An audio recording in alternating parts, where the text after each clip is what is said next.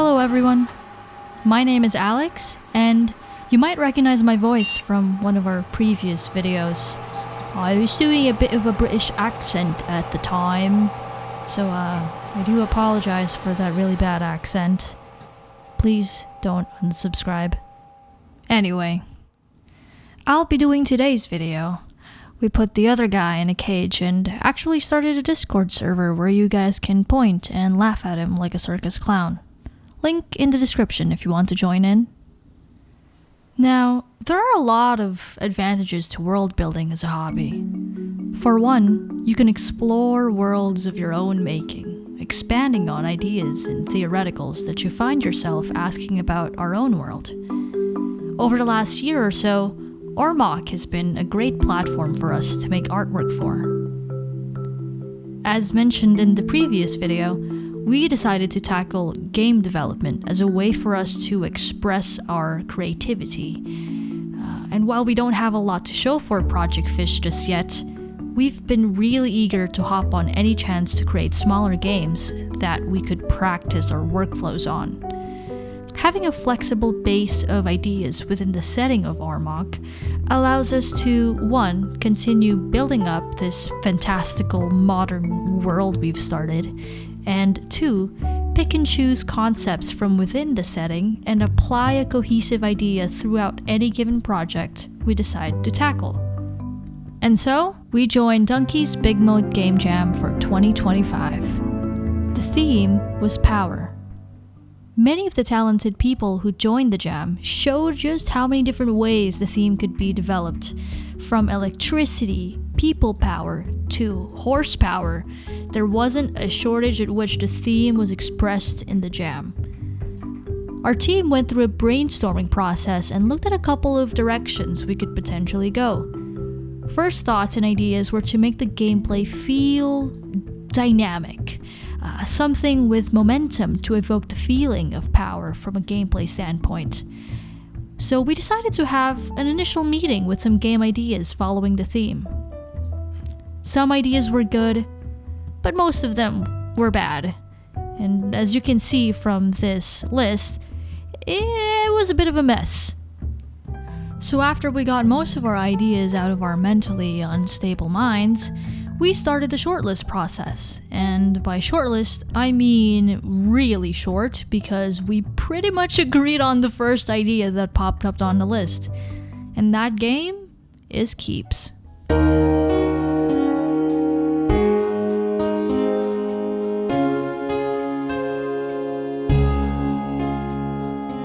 So Keeps is an idea one of our team members, Harmon, came up with in the past but never got to develop. Let's hear about how it was conceptualized from the mastermind himself. I was trying to design a game that could be played using the currency of Ormoc, and naturally that would be marbles. And then I was trying to figure out how one could cheat at that game, and of course that'd be magic because it's a fantasy setting.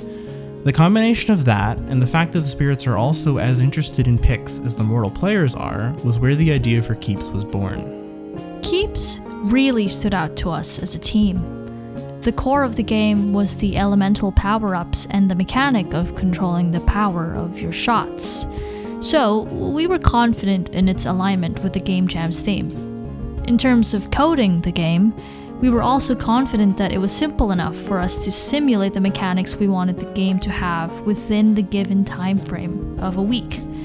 Lastly, it was a great opportunity for us to develop the ideas we'd conceptualized in episode 6, where we covered picks in depth. It was pretty much unanimous which direction we wanted to go from here.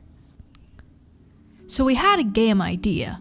We had to convert the 2-player couch co-op idea into a single-player arcade-type game to rein in the scope to a manageable level. Harmon gave us a pretty clear direction where to develop the idea of Keeps, from its mechanics, basic progression, and its various power-ups. Jay started creating concept art for the game board, Nikita started to prototype the marbles, and I, Alex, started creating background music. The first half of the week went smoothly. Assets were being made, and we were getting into the groove of the Godot,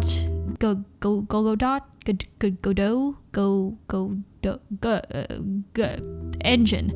Bringing in themes from Ormoc concept art, specifically the calm urban vibes, Jay decided to set the game on a manhole cover. So let's hear more about the art from the artist himself. Jay, take it away. Overall, I wanted to capture the feeling of playing on the side of the road with your friends, stepping aside whenever bikes or cars had to get through. I carried over some themes that I set up in previous artwork I made for Ormoc into the design process of the board. I couldn't really go through a lot of iterative steps because of the time constraint, so I pulled together a lot of urban themes into the design to try and evoke that original vibe I wanted to aim for. This included the game to be set on a manhole cover, which is a staple in any urban areas, right beside a curb with some grass foliage growing over it. For the menus, I was inspired by Matchbox and primarily used it for the aesthetics. And finally, the information menu on the right side is supposed to be street art. Chalk art, I couldn't really nail it. Not super satisfied with that one. Kind of messy, but expressive, so we'll work on it. Now let's talk about the music. Harmon and I decided to tackle the music together. I worked on the main menu music, and Harmon worked on the main gameplay music. As for our main inspiration, the conceptual artwork that Jay provided really set the baseline for the vibes and overall sound of the game. We both used FL Studios since it's fairly easy to pick up, and we've used it in the past before. For the main menu theme, we wanted it to feel welcoming, bright, and somewhat nostalgic. And that's exactly what informed the composition process. I started by finding a warm and nostalgic chord progression. From there, I found the main melody by playing around with the notes in those chords, and it progressively got easier as the notes just kind of arranged themselves. For me, the main difficulty was finding the right instruments to sell that nostalgic feeling.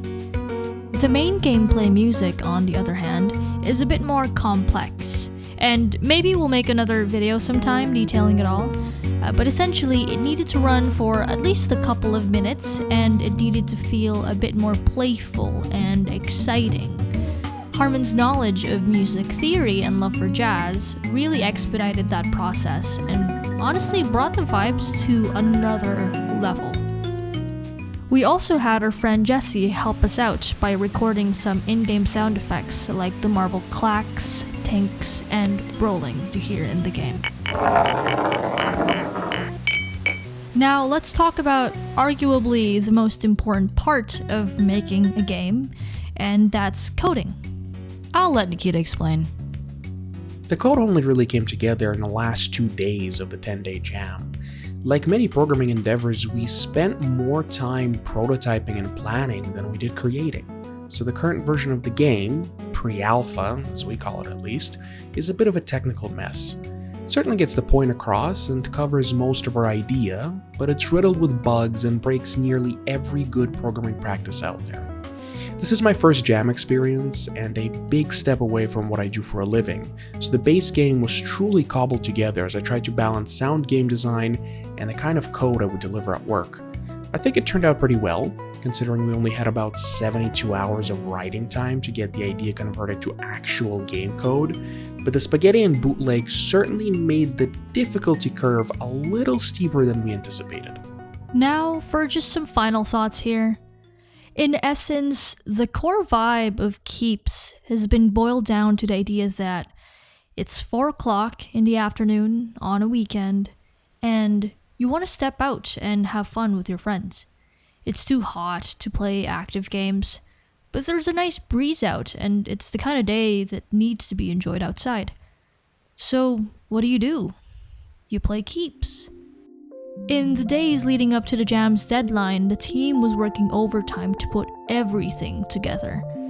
We had to cut some ideas like combined power-ups and special sound effects, among other things, as we focused on polishing the core gameplay.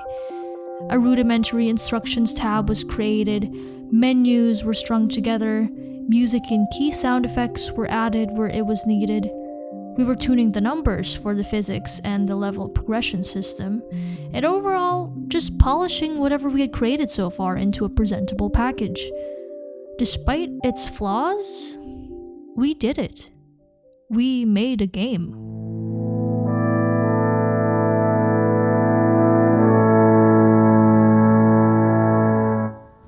Alright, as the best keeps player in the team, I'm honored to show you the pre-alpha version of our game. But first, let's take a moment to admire everything.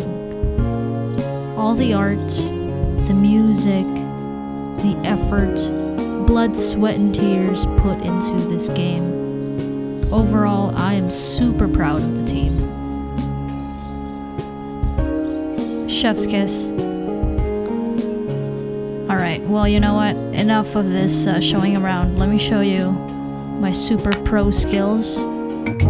I am objectively the best keeps player.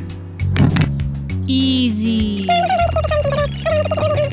Now I'm in my last shot, but no worries, because it's easy. Fuck!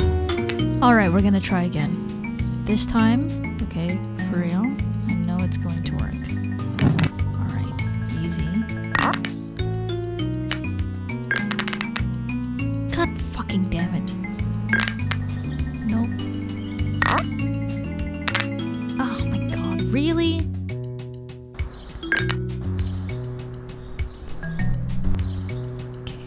Stupid fucking. Post Game Jam. After a couple evenings of grinding, the weight of the jam was off our shoulders. I think we all felt a collective high once we started seeing feedback. Most were very positive, supportive, and heartwarming, while some were very welcomed constructive feedback.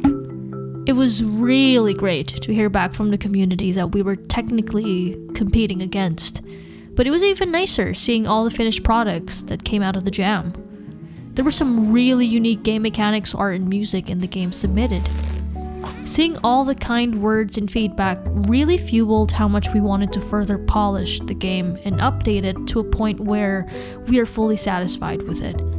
After showing the game off to our friends and a bit of post-jam meeting, we were able to identify some key parts of the game that we wanted to improve on immediately. First and foremost, gameplay clarity. Due to time constraints, we weren't able to clearly explain to the player how to play the game. This was due to the lack of a clear tutorial portion and input feedback during the actual gameplay. In our post-jam meeting, we iterated on the power-up concepts and came up with a clearer direction for gameplay progression. We'll talk about this more in a later video. On top of improving the gameplay, we also wanted to revisit the overall artwork.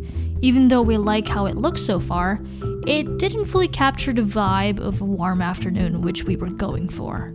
The cooler tones made the scene feel more like an overcast sky.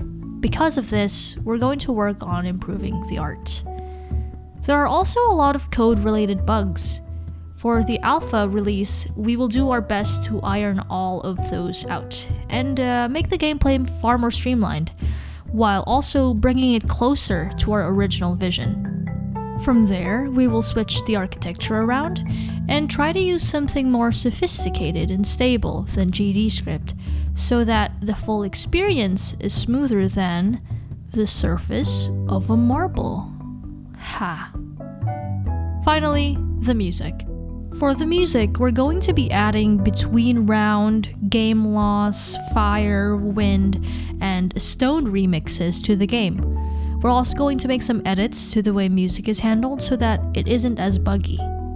Over the past week or so, we've been working hard to update the game to a much more presentable state, and we're glad to finally show off the alpha version of Keeps.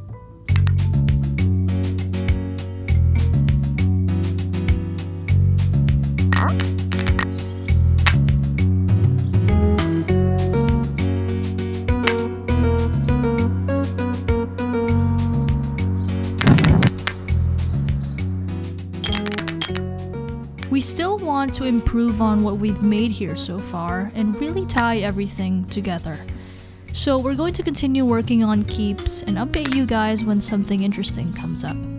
Some ideas we came up include pushing the game towards a more roguelike direction, more music, and more than double the amount of power-ups and effects with a slightly reworked progression system. In the meantime, check out our itch.io link below where you can try out the game in browser or by downloading it directly. If you guys have any feedback, feel free to share it with us on a Discord server or in the comments below.